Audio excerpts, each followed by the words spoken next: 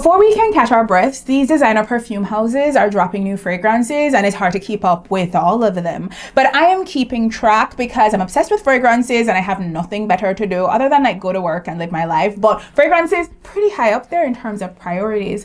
In today's video, I'm going to take you through 15 new fragrance drops from designer houses that I want to share with you because I have some opinions. Some of these are magical. They're so lovely, decadent, beautiful, and others are mid at best. And I have a few opinions. So if you are curious about some of the new drops from brands like Armani, YSL, Gaultier, then I'm going to take you through all of them so you don't have to go sample them yourself. So, you know, I'm doing you a favor. Let me know how you feel, make it time for ya. If it's real, we can build, hold it down for ya. Hi, I'm Jeanique and I'm a perfume addict. I make no apologies. And that perfume addiction is taking the form of me sampling 15 fragrances and more. 15 fragrances that I'm claiming. So this video is part of my scentXpedition series where I smash or pass on a whole bunch of fragrances I've been testing down that fall into a specific category. In today's video is all about designer drops from the last year or so, giving you a sense of what I liked, what I loved, and what I could not stand, so that you have a little bit more information about these overhyped, underhyped, properly hyped fragrances that are all over the internet right now. Some of these became full bottle worthy and their unboxings to come with those fragrances because hello, I was so excited. And some of these, throw them away. I don't like them and I need to talk about them because some of these are so overhyped. Get away from me with some of these. We're going to talk about it. And in an unusual turn, I got two men's fragrances in this video because I got samples, I tried them out, and I have opinions about those too. I have opinions about all the things, and we're going to talk about it. Now, if you love a perfumey video, and you like this kind of thing, you think I'm a vibe, which I am, basically, then go ahead and subscribe. And if you've already subscribed, thank you so much. So let's get into all of the fragrances that I tested out. So come and get me, baby. Let me know how you feel, make it time for ya. If it's real, we can build. So I'm gonna start somewhere in the middle. Rather than starting at my least faves or my most faves, we're starting where it's juicy and plump, right in the center. If it were gifted to me, I'd rock it. AKA, if it fell in my lap, I'd wear the shit, but it's whatever, I guess. These are the fragrances that fall into that category. Mid AF, that's the category. Mid AF with more words. Let's start off with the first one in this category. I'm gonna start off one that's a controversial choice and one that I wanted to love more than I did. Because what the fuck, JPG? You usually do me better than this. This is Gaultier's Scandal Intense. Now here's the thing. I have a Scandal specific video which I will link because I have all of them. Not all, but most, because it's one of my favorite lines of fragrances. And this one, I wanted to like it, but I absolutely didn't. I think I reserve the right to change my opinion if it grows on me, but let's talk about this fragrance. It's an ylang-ylang fragrance, right? So the yellow florals are thick, they're heavy, they're beautifully done. There's sweet fruit in here, but the thing that I find incredibly distracting about this fragrance is the cardamom. Why is there so much of it in here? It's like it's trying to be sexy, but you feel the trying more than the sexy. Now, I understand that warm spices are having a moment. Everything needs nutmeg these days and cinnamon. And even though warm spices are by far not my favorite, I still had hope that I would feel this hard because ylang-ylang and I go together. Those yellow florals, those banana smells, and I always go together.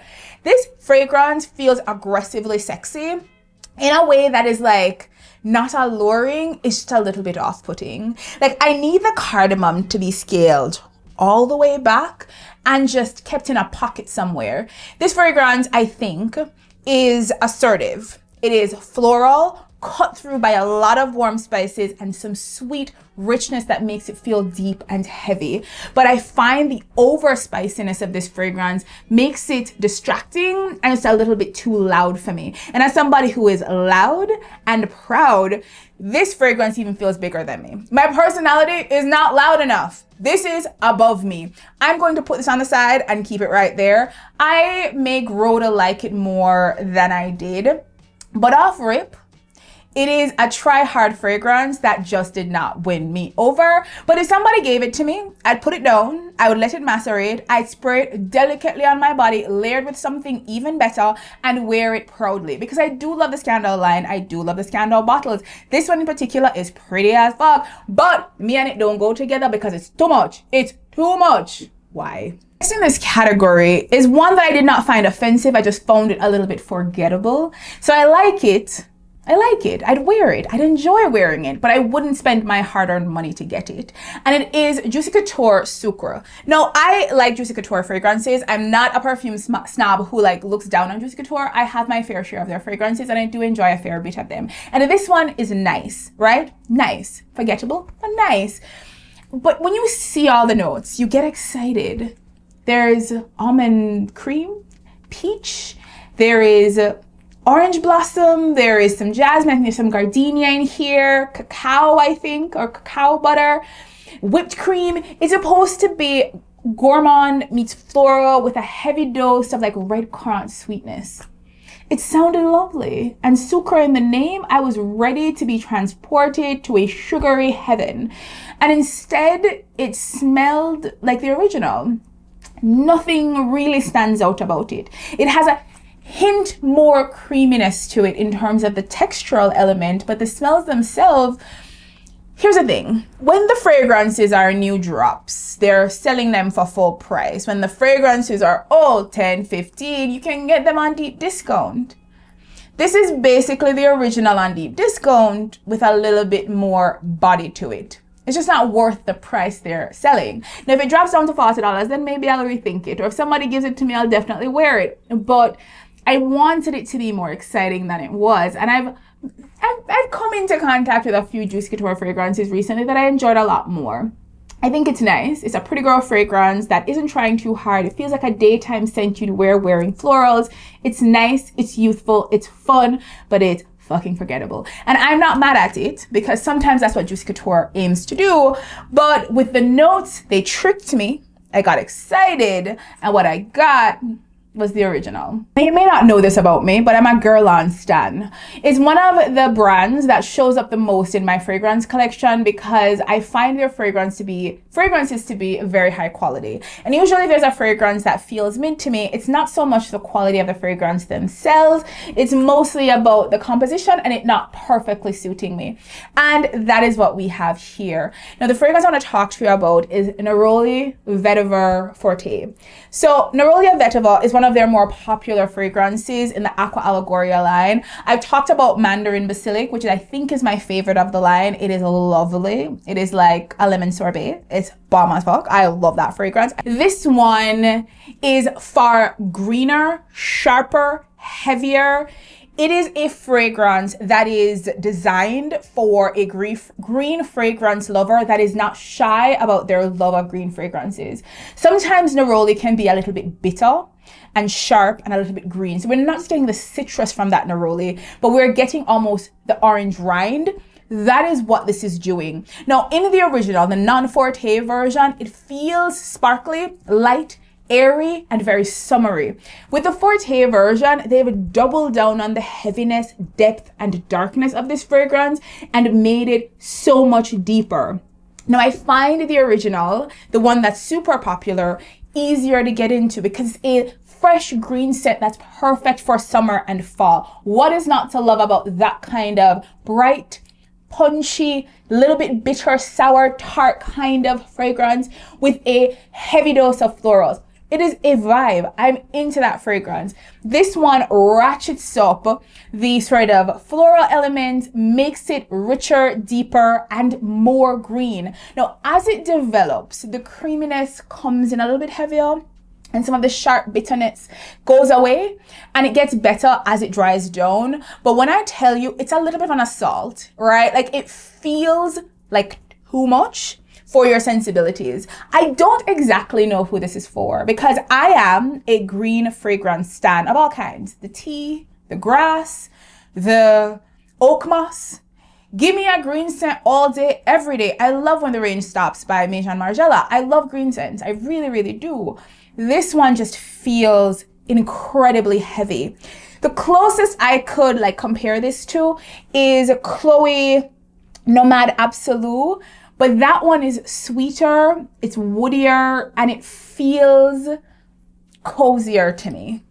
It doesn't feel as bitter and sharp. So this one is if you are a green scents are your lane. That is your favorite. You want something that is unapologetically a green scent for nighttime. This is the fragrance you go with. I am not a green scent at night person. I'm a green scent in the middle of summer, in the daytime, outdoors, basically, or in my house while it's raining. The last fragrance in this lineup is one that I genuinely like. I think it's a pretty fragrance. This is not an issue with the smell of the juice itself and why it doesn't fit me, because I think it does fit me, but I think it is redundant in my particular collection, and it is Carolina Herrera Very Good Girl Elixir. Now, I swear, there's a lot of Carolina Herrera Good Girl like haters out there, but I stan the Good Girl Original, the Supreme version. There are a bunch of fragrances in this line that I think are incredibly pretty and make me feel sexy AF. I love these fragrances. But I'll say the last Elixir fragrance I reviewed, which was Good Girl Blush Elixir, I did not like very much at all.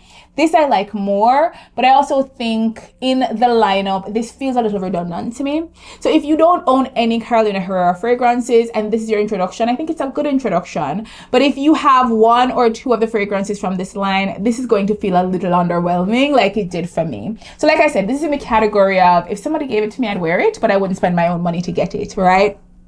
So what is this fragrance giving? It is cherry. You know what it is like? It reminds me of my reaction to Black Opium over Red, except that's better because it's creamier, thicker, and the cherry comes through a little bit more, at least in the opening. In that, it's so similar to another fragrance in the line, in this case, the original Black Opium Le Parfum, that like, it feels redundant for me to pick it up. Like if that one were to finish, I might replace it with this, but I'm not running to the store to get it. Similarly, this fragrance, Carolina Herrera Good Girl Elixir, Very Good Girl Elixir, is like a sweeter, more approachable version of the original Very Good Girl with a bit of a cherry twist. That's it, that's all. The original Very Good Girl is more rose forward, so it feels slightly more mature and assertive. There's a heavy dose of tuberose. It isn't very thick, but it is, the white florals are heady and they are in there, right? We have some almond, we have bitter almond, we have some cherry, some cocoa, as well as some vanilla. All things that smell lovely together. This is a pretty fragrance. It would smell good on anybody. I think the bottle is fire. It would look great on a dresser. I have no hate towards this fragrance. It's just redundant in my collection, so it's not made any kind of wish list for me currently. Maybe once I'm done with the original Very Good Girl, I might consider this, or Black Opium over Red. Or neither. I don't know. Let's take a pause on my brief negativity and get into some fragrances that I liked more than the category just now. Let's call these fragrances wish list fragrances with conditions. All of these I liked very much, but not enough to run out and buy it ASAP. If they're a good enough deal, if I were to try it more and, you know, fell in love hard, I would absolutely pick any of these up. So I'm gonna take you through. There are 3 fragrances in this category, all nice fragrances that I liked, but nothing I was obsessed with. I'm gonna start off with My Way Along.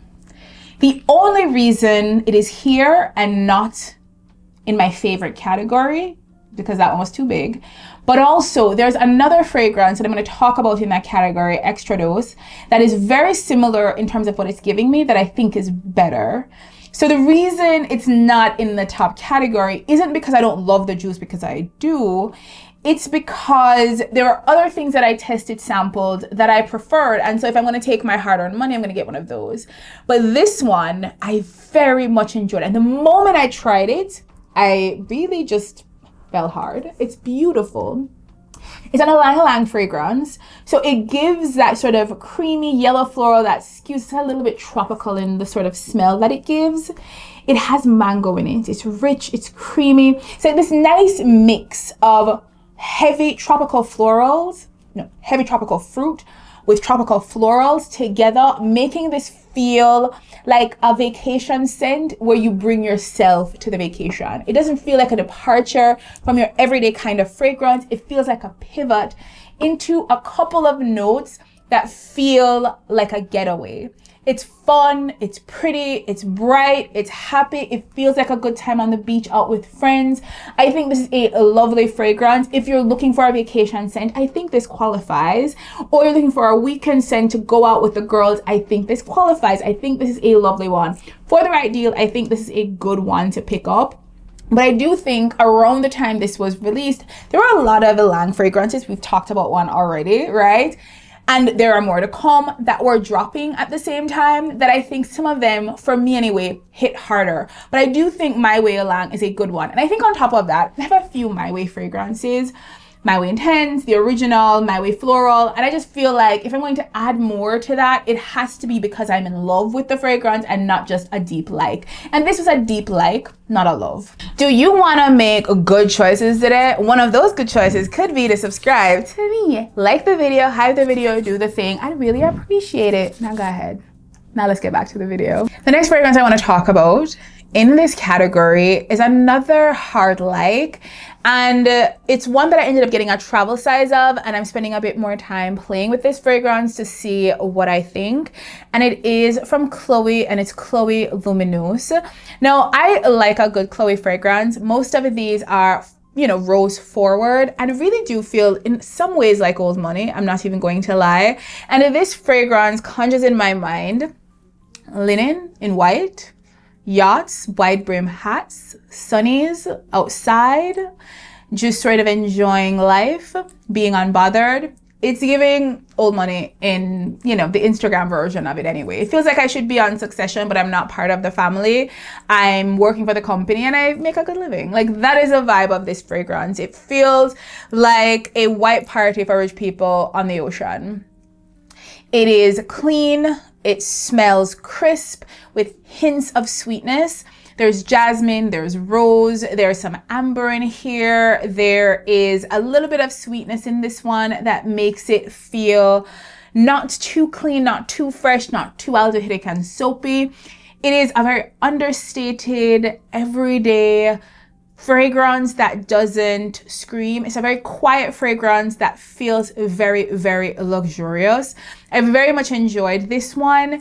It didn't grab me when I tried it, but I thought, this is nice. And the more that I wear it, the more I like it. Now, it's not like much of the types of fragrances that I own, because I do like something a little bit more assertive than this one. But I think for my collection, this could fit for those days when I'm giving linen, white, yacht, wide brim hats, and sunnies. Now, the last fragrance I want to talk about is one that I didn't see coming, and I might pick up a full bottle of this because they tend to be pretty affordable, and I really do enjoy this. And the more that I wear it, if it continues to grow on me the way that it has, then I think it is full bottle worthy. It just doesn't happen to be in that category for this video. And it's from Michelle Germain. It's from the Sugarful line, and it's called Sugarful Kiss. Now, I did not see this coming at all. I've tried a few fragrances from the Sugarful line, and it sounds like the name says. These are sugary sweet fragrances of different types, giving different sort of additions and add-ons in order to make each a little bit different from the other. So it feels like a good girl fragrance with a little bit of an attitude, or a sweet girl giving you an eye roll. There's a little bit of attitude to it, accompanied by all of these notes that feel very familiar. There's some cherry, there's some jasmine, there is some strawberry, I think. There is more white florals in here and some woodiness. It's very straightforward. It's pretty, it's approachable with a little bit of an edge to it. And I think it is a nice introduction to some of those woodier notes, like the sandalwood note, being very assertive in here and giving us a little bit of those warm spices. I don't think they're listed on the note profile, but it's in there, right?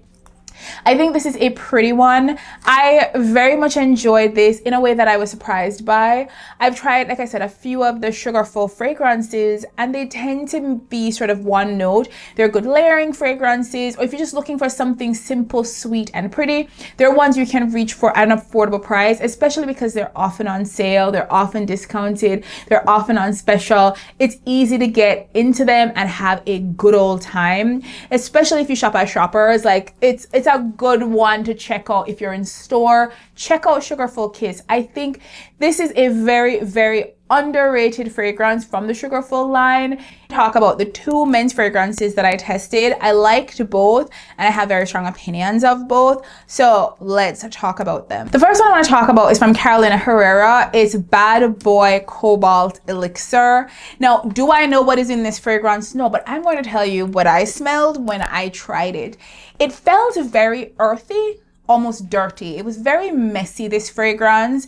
It felt like the kind of guy who like gets rough and tumble. That sort of like raw masculine energy, that sort of maybe toxic masculine energy.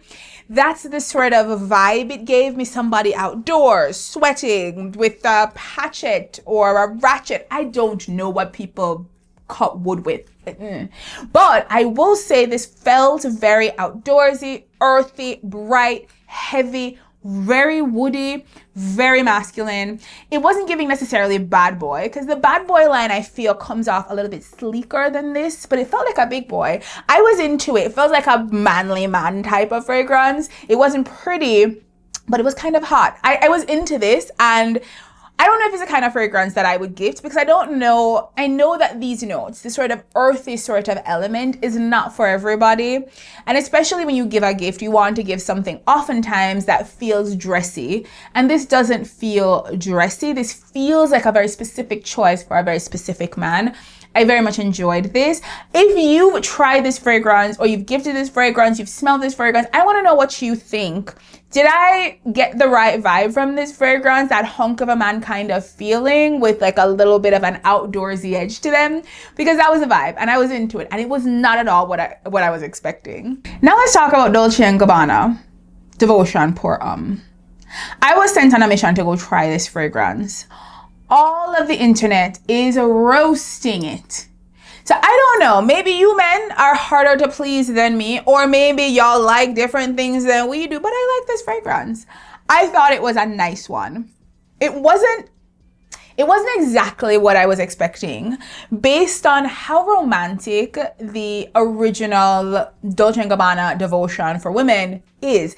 It is, I don't know, sweet citrus and heavy florals and vanilla. It's beautiful. It's like a lemon pound cake, but perfume, right? I was expecting something similar, and that's not what we get. I get something that is a little bit greener and earthier in the opening. Not all I was expecting, but the vibe of the fragrance is very different from the original. This feels like the kind of fragrance you'd wear to work in a white button-down shirt on a Tuesday. There's nothing particularly special about it. It feels very approachable, even huggable. It feels very approachable, this fragrance, and I enjoyed that. So I don't know why the hate. Maybe it's unmet expectations, because based on the notes with the coffee and the woodiness and all of the things, you might expect something deeper, sexier, and specifically for nighttime, and that is not what I got. I got daytime, middle of the week at work. You're going through the day, it's fine. There's something about this fragrance that low-key kind of reminds me of a slightly more masculine version of Commodity Gold Bold. There's nothing about this that is dislike worthy. The reviews have been roasting it, but personally, as a woman who is not wearing it every day, I liked her. Now we're going to get a little disrespectful with it. These are the fragrances that were my least favorite of all the fragrances that I tested in the last couple of months. Let's call these, why did you make this? Nobody asked. My spirit is disturbed. Basically, because I guess I'm sort of the mindset, like, if I don't like it, why should you exist? I'm just saying, basically. I'm joking, obviously, I'm joking. Let's talk about my least favorite of this bunch. Black Opium. Le Parfum Glitter. I don't know if Le Parfum's in the name. There's glitter in the name. Black Opium Glitter. It's terrible. You know what? It's not terrible. It's not terrible. It's not terrible. This is the fragrance I would buy if I had a 9-year-old who kept using my Black Opium Le Parfum and I wanted to be matchy and get her the kiddo version. Then I would get her Black Opium Glitter. The bottle fits, the scent fits. It's a very light touch of vanilla. Now, Black Opium Le Parfum is the best of the Black Opiums, obviously. It is the creamy, thick, sweet, vanillic version. It is top tier. It is delicious. It's amazing. I'm obsessed. I love her. It is my favorite Black Opium and one of my favorite vanillas, hands down. This fragrance comes in doing light work. It's sparkly, it's glittery, it's fizzy. It's vanilla that is sort of drizzling on you rather than smacking you in the face. It is like the Sephora Kids version of Black Opium. So moms, daughters get to matching. It's not for you, it's for them. So I am not mad at this fragrance per se, but for the price, why? Why? Why? Why?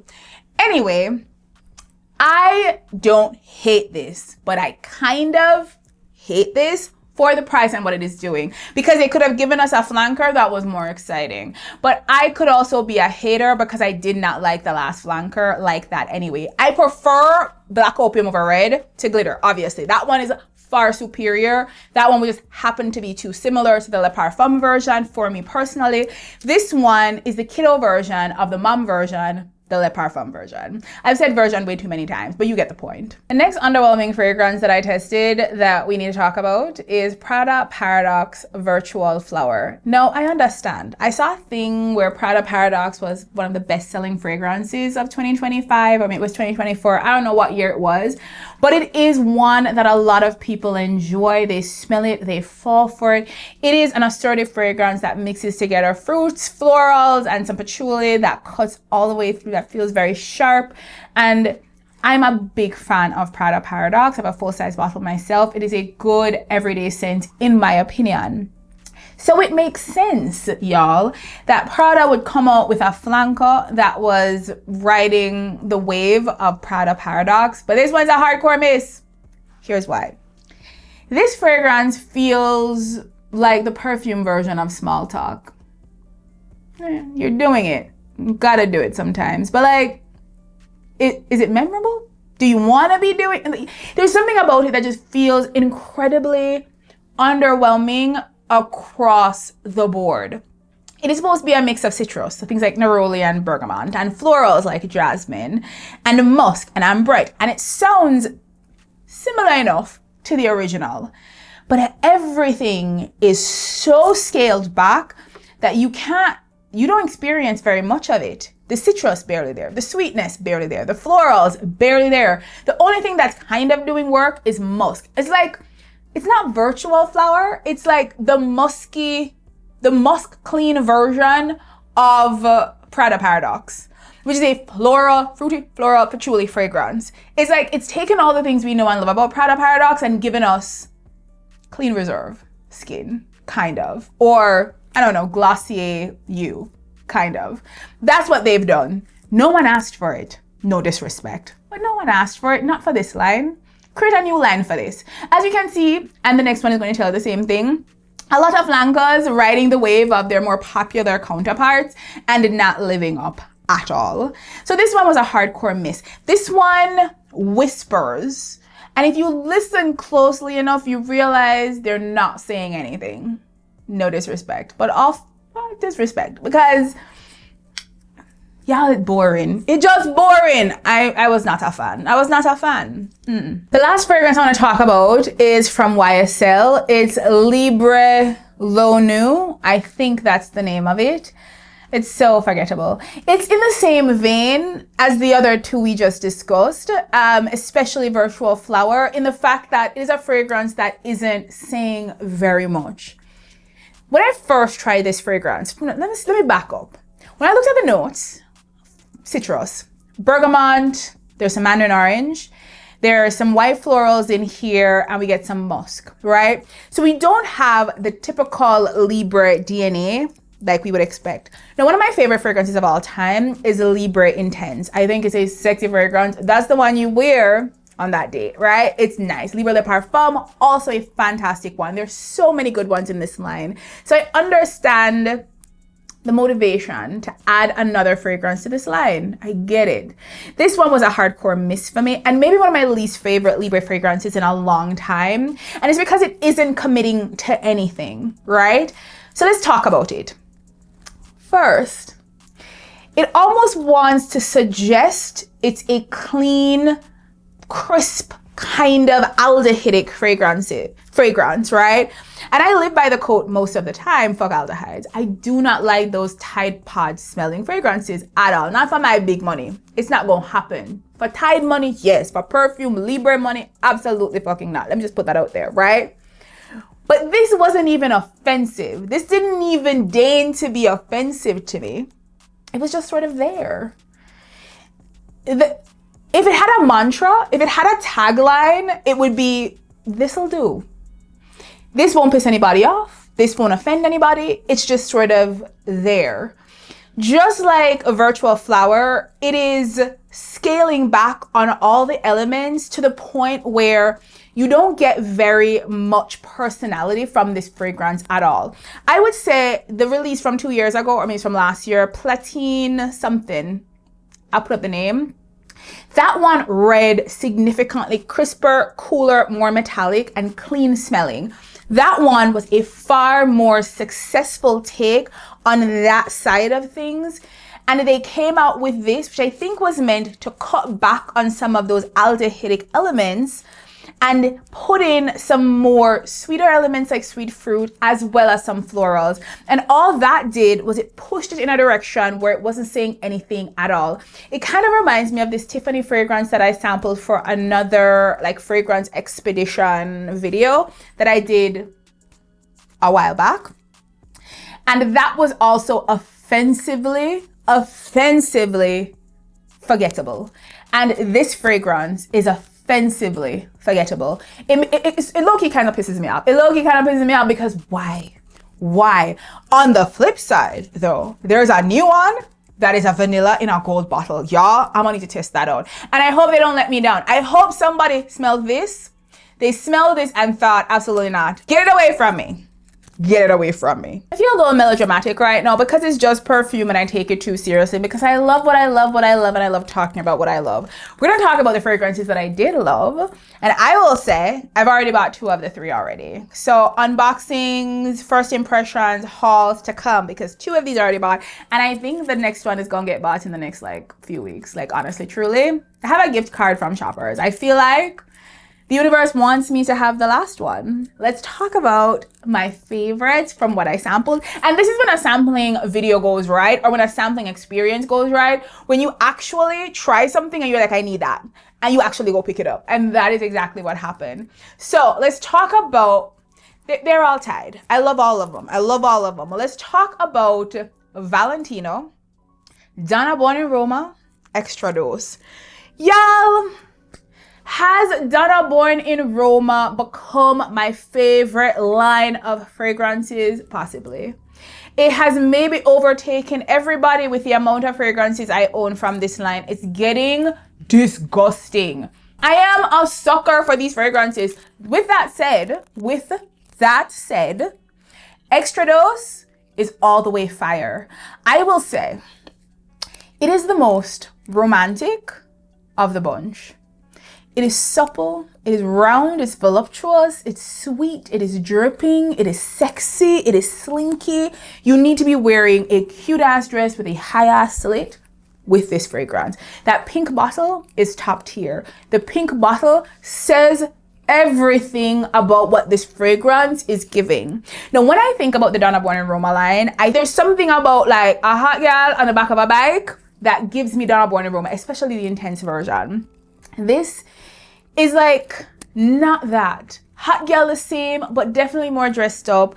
Definitely a nice dinner. Definitely a romantic evening. Definitely a kind of anniversary fragrance. I think this is incredibly pretty. Hear me out.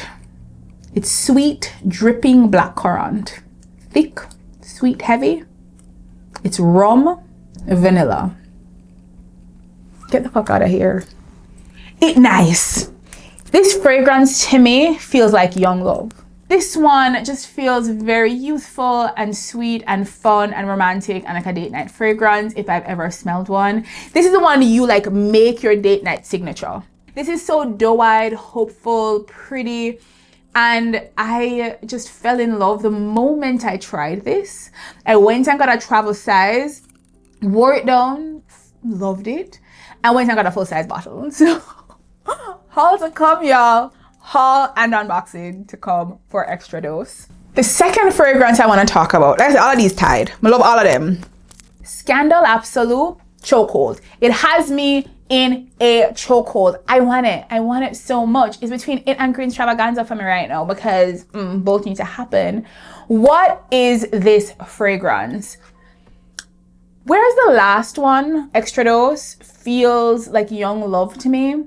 This feels like I just got divorced and I'm in these streets and I'm on the prowl. It feels grown, it feels sexy, it feels assertive, it feels like you know exactly what you want. You are not playing with them.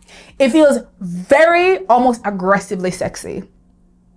Wear this fragrance with caution. That is all I am saying. That's what I'm trying to do. Wear this down with caution. It is sexy, y'all. It is, I mean, the line itself, that's the vibe it's trying to give. It's trying to read provocative, right? You see from the bottles, that's what they're trying to give. And this one does so well. Let's talk about why.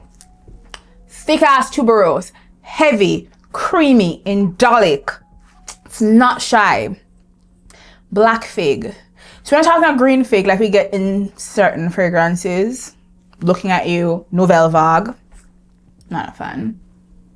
This is ripe, jammy, heavy fig. Almost like the fig you get in like Fig Newtons. That sort of dark, rich, but like syrupy with some heavy duty sandalwood. It feels like it has body. Mixed with all of this heavy, creamy tuberose. Now, I've said tuberose is my favorite floral. It is the best one. I love her. I've never met a tuberose fragrance I could not flirt with. It's not all for me, but a lot of them are. And I've done my tuberose specific videos on this channel because I ride hard for tuberose. I'm such a huge fan. It's my favorite of the white florals. And this one does it so incredibly well. It reminds me, I think it's a Le Parfum version of Scandal that has this like heavy vanilla, a little bit of cherry in it that feels creamy and very heavy and nighttime. This feels similar, but more womanly and a little bit more mature. It's so fire, y'all. I want it. I need to have it. I love it. And now I'm debating. It's gonna happen. It's gonna happen. It's gonna happen. I'll tell you about it. The last fragrance I want to talk about is a criminally, hear me? Criminally underrated fragrance that I just picked up during the Sephora sale. I haven't unboxed my box yet. I'm going to do that shortly. But one of the fragrances I picked up was Paco Rabanne Million Gold for Her. Now, I know the Million line, 1 million, Million Gold, Million for Her, all of them have been around for a very long time. I think I have 2 fragrances in the women's line, but I did not realize Million Gold was like a different stream until I was at work. I am looking through my perfume bag like, what can I share with people? What can we share and test together? And I come across a sample I did not remember getting, and it was Million Gold for Her. We all sprayed it. We gagged. Gagged! It's so beautiful. I've not heard anybody talk about this fragrance. Now, a lot of fragrances in the Million line for women tend to read like a little bit more mature to me. They're a little bit heavier on the white florals, a little bit more assertive, and I'm not mad at that because I crave that sort of scent profile like I just talked about. I love me a tuberose fragrance. This doesn't feel like that. This feels like a sorority girl pledging Bama Rush or something. This is the Kentucky Derby in an over-the-top hat and florals on a sunny day, drinking champagne, watching the horses race. There's something kind of fancy and pretty and lighthearted and outside and fun and unbothered about this fragrance. It feels really happy, youthful, and carefree to me. It's incredibly pretty. This is a dress-up fragrance when you want to feel your prettiest without trying too hard. Yes, it feels youthful, but it doesn't feel juvenile to me. There's so many complex elements working in this fragrance that do come through. And the fact that through all of that, it keeps this air of sophistication at the same time, I think is a win. 3 main florals working here. We have some jasmine, we have some rose, and we have some ylang ylang. I would say the ylang ylang is the heaviest of the three. It feels a little bit tropical. There's like a banana kind of undernote to it, but they're all working together.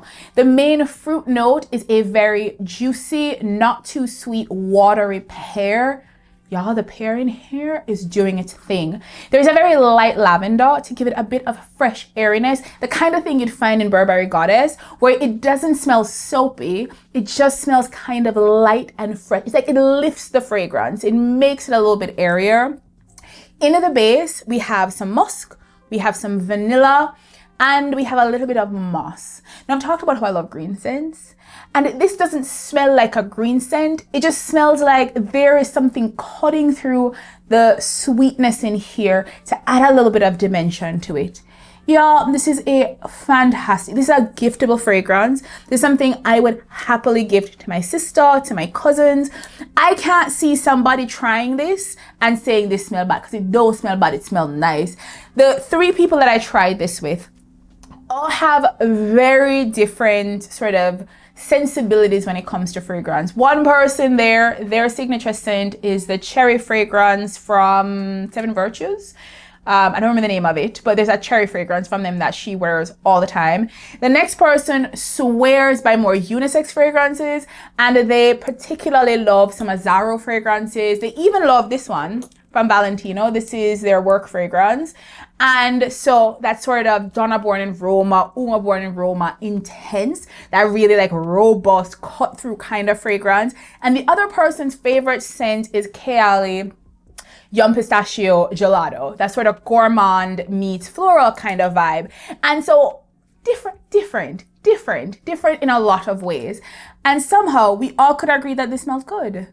And I loved it enough to pick up a full-size bottle in the form of a gift set, which I'm very excited about. I think this is a very pretty fragrance that I am happy to wear on the weekend when I'm dressed up in the daytime. This is a daytime dressy scent, in my opinion. Think Kentucky Derby with the hat and the dress. That is the vibe here. You want to look good in the daytime. You're going to brunch with the girls. You're going to a daytime lunch with people you want to impress. You have a daytime event of any kind. This fragrance hits the mark really well, and it's so fucking underrated. Why is nobody talking about this? This is so good. So those were 15 fragrances that I've been testing for the last couple of months. So many winners, so many losers, and so many that were just okay. I'll take it. I like it. I don't love it. So many of those. But I found some real winners here that turned into full-size purchases for me, and others that I'm seriously contemplating picking up. I just need a little bit more time to explore.